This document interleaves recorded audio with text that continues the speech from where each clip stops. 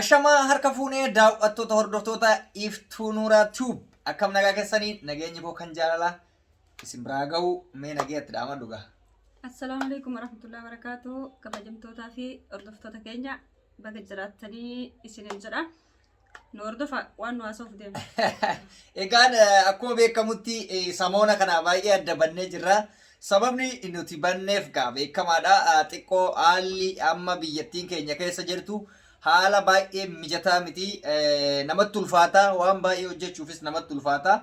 Har'umaayyuu lakkii jirraa jechuudha maaf ishee qabadhee isiniif dhiyaadhe chaanaala isii irratti silaa diraamaalee hojjennee hin qabna ture. Xiqqoo gadhiisuudhaaf baay'ee nun gammachiisne maaliif haala biyya keessa jiru irratti hin jiraa miti wanti tokko tokko waan jiruuf baay'ee nutti ulfaate. Kanaaf nu of kolchaa isiniin jenna. Garuu har'a akkuma qoosatutti akkuma qalbiititti wanta tokko tokko gaafii goona. Mee ati akka dhuunfaa keessatti wanta banneef xiqqoo yoo irra baatee fattillee natti tola. Sababa banneef qabna waan ta'eef afaan tokko lama jedhi.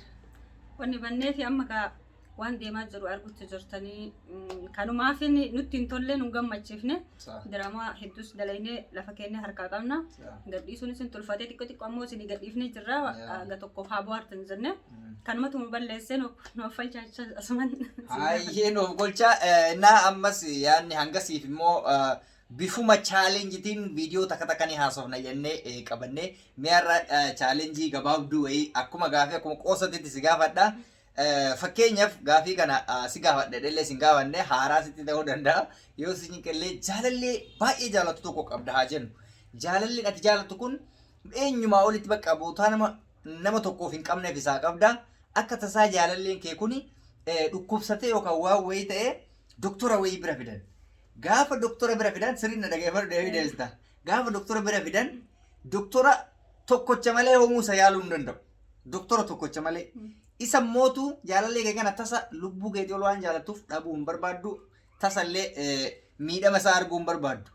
Doktortichi isa yaalu sun ana malee akka hin jirre waan beekuuf yookaan isa malee isa yaaluun akka hin jirre waan beekuuf waan humnaa olii wayii sitti qabata. Maal inni jaalalleen kee kun akka fayyu yoo barbaadde yookaan abbaan manaa kee kun haa fayyuu yoo dhugumaan barbaadde yoo dhuguma jaalatte guyyaa tokko na bira bulu yoo siin jedhe jaalalleen kee san fayyitee isa bira bulu barbaadda moo jaalalleen kee sun achumaan akka barbaade haa ta'uu barbaadda. Gaafii kana naa deebisi. Jaalalleen ati keessuun garuu tasas dhabuun barbaaddu nama dhugumaan jaalattuudha akkasitti fudhadhu. Amma kun nama dhibaabeeti ka. Haadhi kamaaliif si gaafadhaan si dhibee si haa cinku. Maaliif beeka? Nama kana hin jaalladha. Dirqama jennee mootu beeki. Nama kana hin jaalladha. Dhabuu isaa hin danda'u. Garuu dirqama waan ta'eef nama kana dhabuu waan hin dandeenyeef waan inni jedhe guutuu qaba malee. Yoo akka tasaadha jaalallee keessuun immoo lakkanii du'uu filadha. Yookaan immootu yoo ati waan kana goote yoo fayyillee anaaf si wajjin jiran dhiyoo si murteesse isa kan filadha laalamma. Jaalalleen keessuun si eeyyamuu dide. Irra naa deebii bakka samii. Fakkeenyaaf waan doktortichi si ajaje kana jaalalleen kee si eeyyamuu dide. Kana arguurra du'uu naa wayya siin jedhaa jiru. Ati immootu jaalallee kee kana dhabuu hin barbaaddu.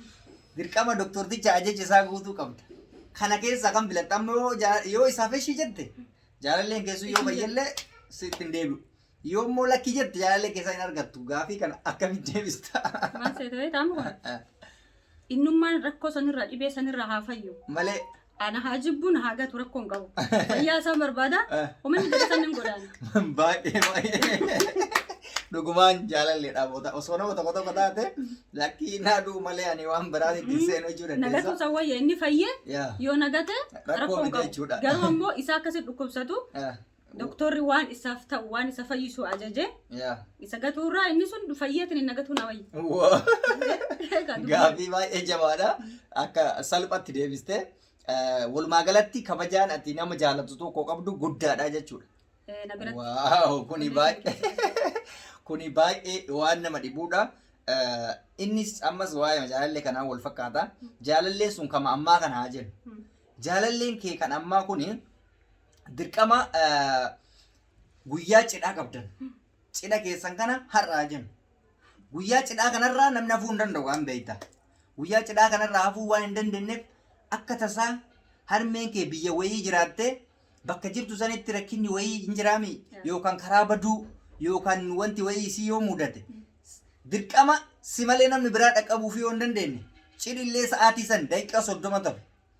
Isa kam dursiteetiniin adeemsifta cidha keessan geessitee gootamoo inni akkam ta'e mee dura isa inni kun maal ta'e ture sargii qabdanar arra sargii qaba sa'aatii daqiiqaa 20 bicha ture. anaaf isa moo nama biraa wajjin Siif isa jaalallee keetti sargii namni hundi yaa'e sargiin kaa gizee takko yaamamnaan namni sa'aatii ofii fixatee deema. Sargiin kee daqiiqaa 30 miti harmeen kee immoo ugurii akka tasaa wanti si wayii si mudatee dirqama bira ga'uun isii malee hin danda'amu.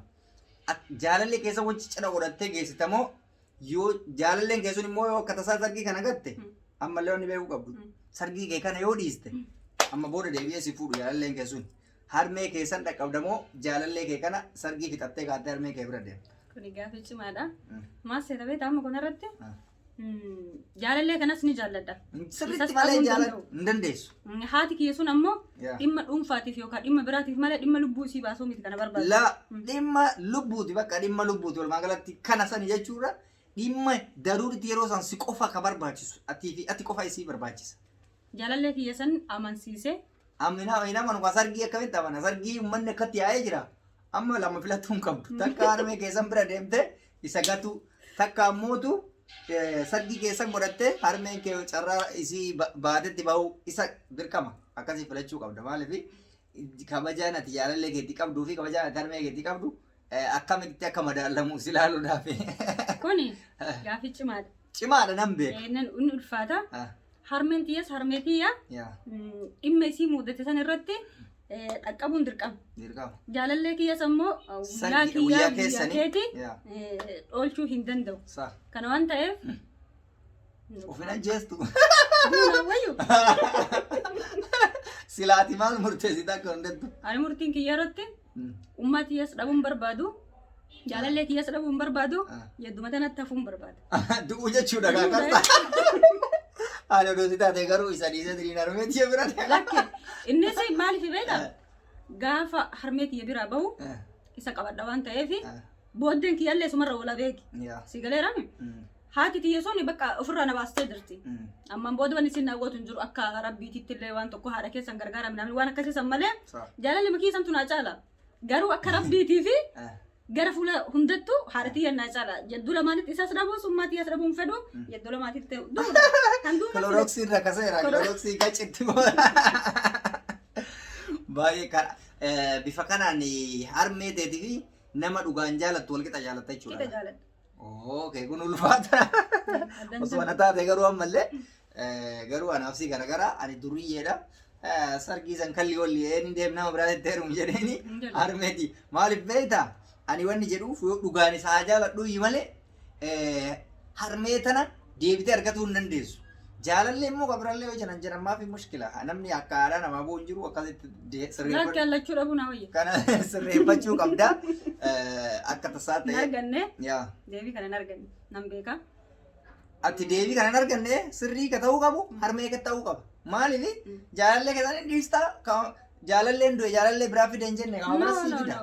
Kan biraa suni onnee inni keessa jiru sanitti akkasitti malaan seensifta suuta jaalattee jana jettee seensisuu dandeessa waan ta'eef. Hin danda'umma. Lachuu dhabuu naa wayya. Gaaffilee jijjiimaa si gaafadhe tokko argattee tokko anaaf akka deebititti naaf hin taane. Sifintaan akkasiif hin ta'in hin beekan. Yaa maaliif hin ulfaata. Hayyee mee amma mootu gara xumuraatti si deema. Challenge yaa ammaaf YouTube makana yaadachiisu malee silaa bal'inaa irratti qophoofnee dhufna. Waan gaarii finna. Yaa dhumarratti mee wanti an si gaafadhu biyya teessee biyya maatii kee bira jechuudha. Maatii kee bira yookaan harmee kee bira hiyyummaadhaan jiraachuu wayyamoo gaafidha kaa. Hiyyummaadhaan jechuun bakka kahumaa hin qabne jiraachuu wayyamoo biyya alaa kanatti tasan deebitu biyya abbaa keetii taga dhumaa farramtee jechuudha. Abbaa fooqii tokko taatee jiraachuu si wayya osoo hin galtu galuun hin jiru maatii gadi wal arguun hin jiru miliyeenara garuu biyya alaatitti feemasii cimtuudhaatti akkamitti ilaalta deebisi. Amma akkamitti ilaala beekaa? Biyya sanitti akkasi fooqii ijaaree qabeenya godhadhee jiraachuurra hiyyummaan haadhatii isa wajjin jechuudha. Akkasii jiraachuu na wayya maaliif fayyaa qabaan dalagadhaa qabeenya sanii fide jechuudha. Amma sanuma bara gaaffiin kun faaladha. Amma maala dagali fakkatu gaafur moosadii biyyaa baate. Ammas ni gala rakkoo qabu kana waan ta'eef hiyyummaan biyya sanii galee uumaa ta'u bira taa'ee isii wajjin yoomachuu naa wayya fooqa biyyi biraatitti jaaladhe ta'uu. Gaafilee salphaa si gaafadhe garuu beekamaani nama guyyaa jalqabaa chaalenjii yoo godhan gaafii salphaa nama gaafatanii. Egaan daawwattoota hordoftoota keenya an gaafii kiyyarraa geeffadhe gaafii irraa qabaattan bifa koomentiitiin gaafattanii isinii deebisuu dandeetti. Ati dhumarratti wanni dhaamtuuf yoo jiraattan isirraa geeffadhee jira. Ani dhumarratti maal jedhaa? Hordoftoota keenya kabajumaa baay'ee isin jaallannaa baay'ee isin kabajnaa Itoophii keenyas baay'ee nu guddistanii Oromoon akkanatti wal gargaaruun baay'ee tokko nama gammachiisa. Baga Oromoo taatanii baga anis Oromoo ta'ee kanaafuu hunda keessan ijoollee Oromoo isin jaalladhaa naaf jiraadhaa ulfaadhaa jedha. Egaan daawwattoota hordoftoota keenya qophii keenya xumurree jirra chaalenjii gabaabduu tana wajjin akka bohaartan abdii qabna. Namoonni YouTube chaanaalii Iftuu Nuurratti haaraa taatan subscribe gochuun maatii ishee ta'uun jajjabeessaa isiniin jenna. Guyyaa biraa qophii biraatiin walitti deebina. Har'aaf kanuma nagaara nuu tura fayyaa nuu ta'a. Galatooma.